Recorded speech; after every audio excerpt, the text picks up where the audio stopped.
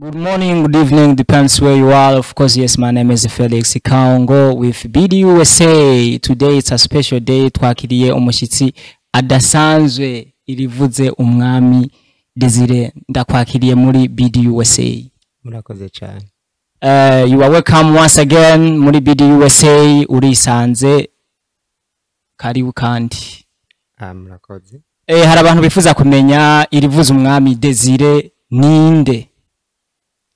Irivuze umwami Desire ni ubwa mbere n'umunyeshuri arangije kuri kaminuza y'u Burundi. Ica kabiri umukozi w'Imana nkuko abandi ari abakozi b'Imana. Yego no kuvuga amende majambo arakunda Imana. Ca gatatu n'umuntu agerageza kwiyumvira yuko ashobora kugira ico yokoze mu kibano na cane cane gutanga impanuro biciye mu muco yise nko kuvuga amazina ariko abicishije mu ijambo ry'Imana kugira ngo bihanura abandi. Yego ikindi n'umuntu ndakora ibintu byo ku MCinga no kuvuga ndakora ibintu donc ndi nk'umu MC mu mamanza mwamwe mugaba kenshi ni mu makonseil mugaza gospel. Ego cyane Desire, uravuze yuko usanzwe uhanura abantu ubicishije mu kuvuga amazina ndetse harimo n'ijambo ry'Imana. Tumaze iminsi tubona ama audio asirikira hagiye hatandukanye Desire ariko arahanura abantu. N'iryari watanguye ico gikorwa? Bon, sinovuga ngo n'iryari kuko igikorwa gitangurira mu mutima. Haheze igihe mfise ico kintu mu mutima mugabo igihe ibi bikorwa vyatangura gusohoka haheze nk'amezi abiri. Amezi abiri ndiho natangura kuvuga ati iki gikorwa gisohoke. Ni igikorwa gisohoka rimwe mu ndwi. No kuvuga rimwe mu ndwi iminsi yose kuwa mbere na cane cane uhereye nko ku masaha ya 20h kuduga. Yego. Nicaye ikintu catumye wiyumvira ico gikorwa? Nabivuze ni guhanurana, ni kuvuga isi y'ubu canke kuvuga uko ubona ibintu kuko kindi kintu niyumviriye nuko akenshi turatora Bibiliya tugasoma.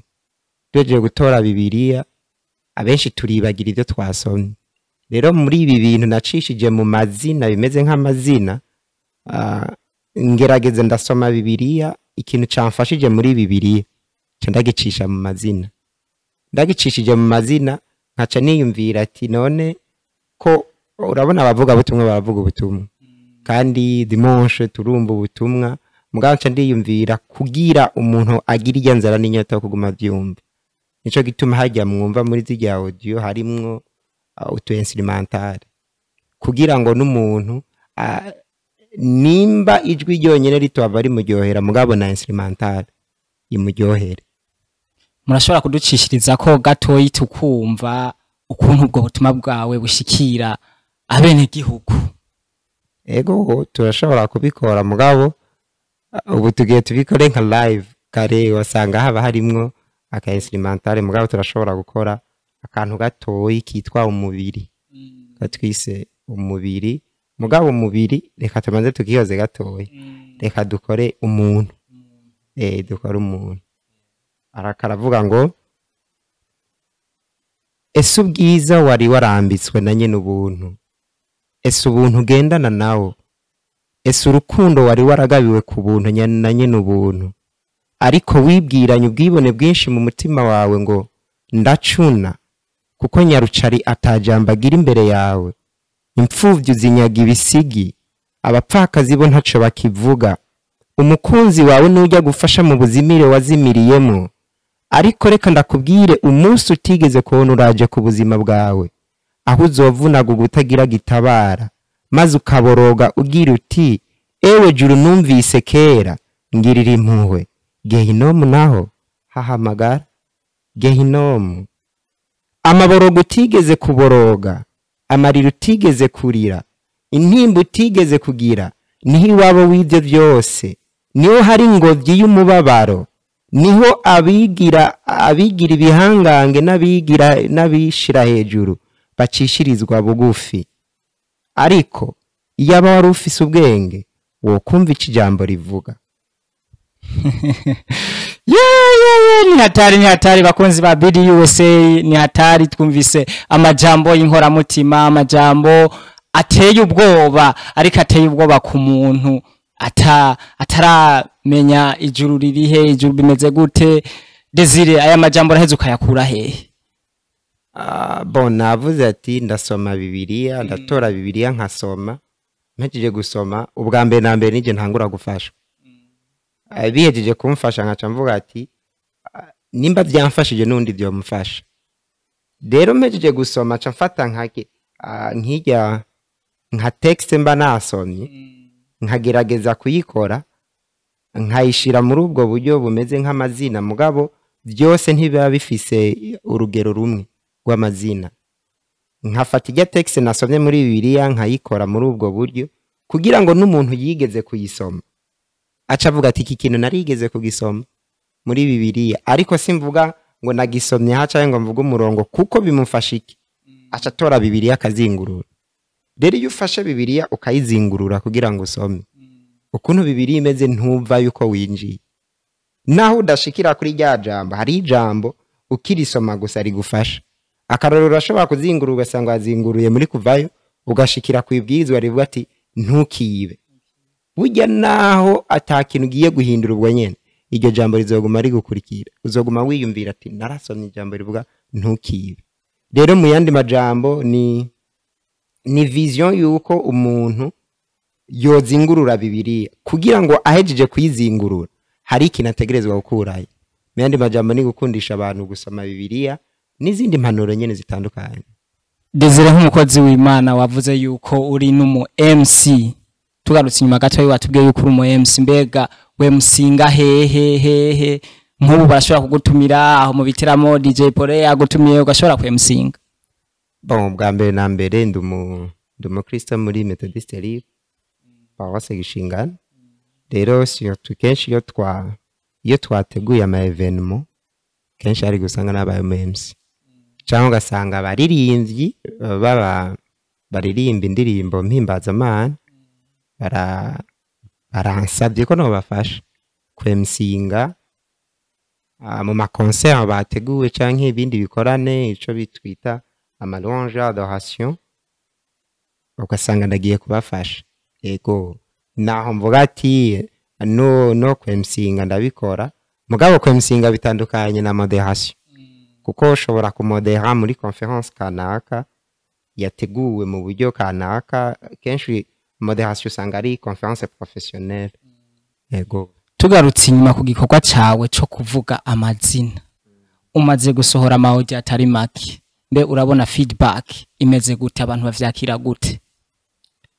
Feedback ndamaze kuyironka, kuko hari giye muhura n'umuntu akakubwira ati mbere agaca akumvisha audio ati iyi audio yaramfashije ati kuko ndiko ndihweza mu kibano cyane, ndiko ndihweza mu buzima bwa misi yose, niko bimeze nk'ijya audio nakoze umubiri kuko umubiri akenshi uriyumvira ngo ugikomeye wibaza yuko uri umuntu ukomeye, wibaza ko uri umuntu hambaye, iyo utambuka kumva birakunda, wibaza ko uri umuntu hambaye. Mugabo umuririmbyi yavuze ngo umubiri uguhenda utembanwa n'umuvu, ngo uja iyo utagaruka, ngo mbe mugenzi reka kujandajanda. Rero bisigura ngo umubiri ugikomeye uguma wiyumvira yuko ushoboye byose, umengane wewe uri hejuru y'abandi, umenga urengeye abandi, mbere ugasanga warenze kuco twokwirita amabwiriza canke hari ico twitsa ama principles, ivyo abantu bategerezwa kugenderako, mugabo ugasanga washatse kubirenga kubera iki ugifise inguvu. Rero muri ako ka audio naravuze tushaka kumenya umubiri carico, kubitira kwa muganga mu bitaro. Ushitse mu bitaro umaze kubona yuko hari umuntu agwaye imyaka n'iyindi, umaze kubona yuko hari umuntu asigaye ku magufa gusa umenga ni skelete, ntuce umenya ububi bw'umubiri. Nike kintu wohanura abantu babona nyene kari amatafu ibogare nyene babona ati twebwe turakomeye? Bon, ikintu cambere no banura cambere no herako hari iyindi audio nakoze ivuga ngo urakoze. Ubwa mbere niyo manze bashimira Imana yuko bagifise umubiri ukimeze neza, no kuvuga bagifise amagara meza, bavuga ati Mana warakoze canke Mana urakoze. Ica kabiri ntibabishiremwe ubwibone ku mubiri. Ica gatatu ntibibaze yuko barengeye byose. Ica kane bace bugufi bamenye ati uyu munsi naho tugifise umubiri umeze neza, ejo birashobora kwanga kuko ikintu nabonye umubiri uhinduka mu kanya gatoya. Rero audio yose nkora mba mfise impamvu, akenshi hari igihe mba ndazibona ko canke nkazibona mu buzima bwa misi yose. Desire nkuko usanzwe ubwira abantu ubutumwa ubicishije ahandi abandi bantu badakunze gucisha, mbe urabona wewe nko kuri wewe bizoheza bigushikane hehe? Kuri jewe bwa mbere navuze ko biranyubaka mu buzima, canke reka nkoresha ijambo biranyubaka mu buryo bw'impwemu. Ugasanga ndiko hari ahandi hantu ushobora kugera, kuko ico usohora nawe naho gisohoye ntikigusiga kwa kundi. Ni nka kujya ko bavuga butumwa ubona ariko aravuga ubutumwa ukabona aranarize, uca wimvira arijijwe niki. Ni kuvuga hari ahandi hantu kiko kiramushikana. Rero bisigura yuko ubwa mbere biranyubaka, ubwa kabiri nshaka yuko umuntu wese kuvyo jewe ntahura nk'ukuri nawe nyene abibone. Aha ndacari mu buryo no kwita bwo gufasha. Ahandi hantu nshaka ko binshikana ni kure. Bibiri ivuga ngo, umwanditsi w'imigani igice c'10:22 havuga ngo umugisha wuhoraho uratungisha kandi nta mubabara uvangamo. Bisigura ngo dukora igikorwa c'Imana kugira Imana yonyene iguhezagiye. Wa mugisha uva mu kuhoraho uragutungisha kandi kugutungisha nta mubabara uvangamo.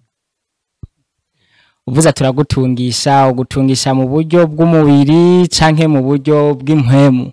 Bon, hari ibintu dutunze muga ntitumenye ko tubitunze. Deja utunze amagara meza ubutunze no mu buryo bw'umubiri biragaragara. Imana iraguhezagira mu buryo bw'umubiri nkuko yabikoreye Salomo, iraguhezagira mu buryo bw'umubiri, ariko igitandukanye ni yampezagiye gute, kuko ushobora guhezagirwa ntubone source iyo biriko biraba. Mbere ntiyanagera aho ushika kuri ya audio navuga ati urakoze. Ushimiye Imana ko yaguhezagiye urakoze. Rero iraguhezagira mu buryo bw'umubiri no mu buryo bw'impwemu. Hama tugarutse kuri audio nyene wavuze ati urakoze, urashobora gusigura mu ncamake ivyo washatse kuvuga, kuko ni kirundi c'indani cyo muri Bible hari indani, hariho abantu usanga bibagora gutahura directement. Dukwiye gushima imisi yose ivy'Imana idukorera. Rero nariyumviriye ndicara ndaraba nka jewe Desire rivuze umwana, ndihweza nsanga Imana yankoreye byinshi. Gushika ubu nshitsaha kuva mu buto bwanje gushika ubu nta muntu yoga yuko atakintu Imana irakora. Nshobora guharura ati ndi muzima. Urabona ko turi no mu mwaka mushasha, turacari mu kwezi kwa mbere. Nshobora kuvuga ati ndi muzima, nkabishimira Imana nkavuga ati urakoze. Nshobora kuvuga nti ndabiye ati aho ngeze, dufate nk'akarorero ubu ngire ndangiza ishuri, dufate nk'uko nkavuga ati ndabishimiye Imana. Ni university. Hariho abandi bitabakundiye yuko boyarangiza, atari uko aribo babishizemwo ishaka yuko batoyarangiza, ariko byabankiye, umubiri wabankiye. Hari abandi benshi bapfuye, hariho benshi urazi ibibazo ni byinshi. Rero ni ukuvuga mu yandi majambo ntushobora kubura ico gushima. Urabwira Imana ati urakoze. Mu yandi majambo ndagushimiye.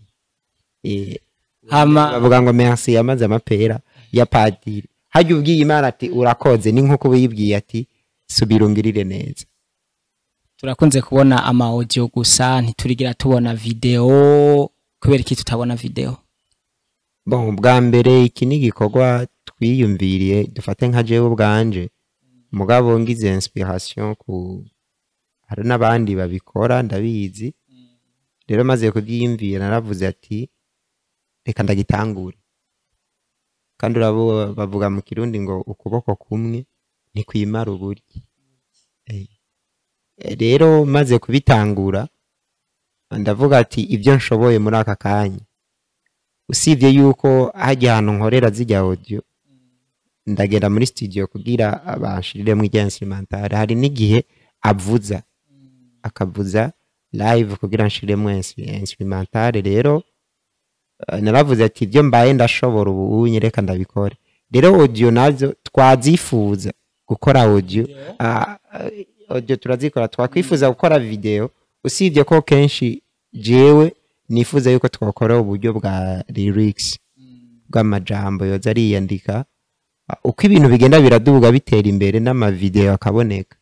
Mugabe ivyo navyo bivana, bica bisaba uburyo, uravyumva, bica bisaba uburyo, bica bisaba yuko witegura uburyo bubonetse ugaca ubikora. Urabona ko iki gikorwa cawe kizoshika aho wifuza gushika? Ndavyizera kuko ndamaze kuronka feedback, umuntu ashobora nka kwa kuri navuga ati byaramfashije, kandi ashobora kumva yindi feedback y'umuntu azamva kubwiye ati hari umuntu yandunyikiye audio ti kandi yawe. Rero ikiryoshe nuko uca usanga bijya bintu biriko bishika kure gusumba uko wewe wavyibaza. Nukuvuga biriko birempactinga gushika kure ku buryo ushobora kuvuga ati aho jewe nari niyumviriye nagarukiriza ubwenge n'amaso biriko biraharenga. Rero uko bishikira benshi niko bihanura benshi, ni nako bifasha benshi, kuko mvuze ati urakoze, umuntu agaca yicara akibuka ko Imana yamugiriye neza, nawe acavuga ati urakoze, biramufashije. So nikiye kintu wobwira abakunzi ba BDUSA? Abakunzi ba BDUSA ico nobabwira, ubwa mbere Imana ibahezagire bagirire neza. Ica kabiri ni biteho babikora, ni byiza cyane. Ijambo rirafasha, ijambo ry'Imana rirafasha kandi rirarema. Hama ikintu cyose umuntu wese akurikirana BDUSA ashoboye gukora mu gufasha, mu kwigisha, canke mu gutuma ikibano cogenda neza, canke imico ikaguma ari yayindi, nagikore. Ikindi naco ndabashimiye kuko ariko badukurikirana.